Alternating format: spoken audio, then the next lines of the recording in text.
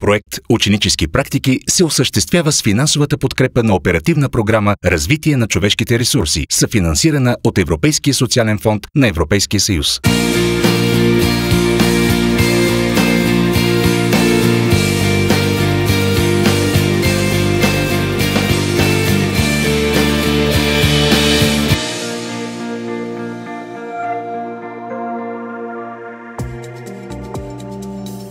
В училище 10-20 компютъра.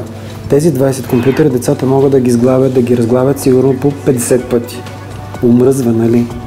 Решение на това намира проект „Ученически практики“, който дава възможност на ученици от професионалните училища да се включат активно в работата на специализирана фирма. А когато са по фирмите, както и в момента, идат постоянно и различна, нова и различна техника за ремонт.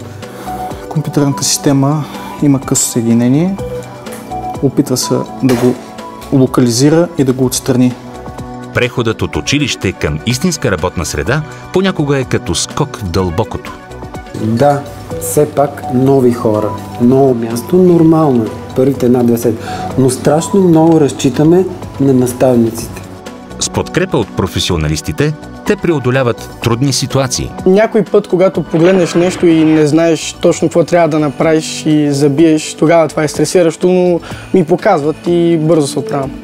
Насърчавани са сами да търсят и вземат решения. И да се насочат към нещо, а не да почнат наред. Това не работи, това не работи, това не е ремонт. Докато достигнат съвършенството в професията, поглеждайки това не работи, слага здравото и се оказва, че е прав и приключва с въпроса. Практиката в кипящия бизнес е само първата, но важна стъпка в кариерното развитие на младите хора. Харесва ми начин на работа. Аз винаги съм харесвал електроника, винаги ми е харесвал се занимавам и с хардуер, и с софтуер. Когато обучение и бизнес вървят в равномерен ход, фирмата няма да загуби излишни ресурси и време за допълнително фирмено обучение. Те ще бъдат подготвени директно за работа в реална среда. А от резултата печелят всички.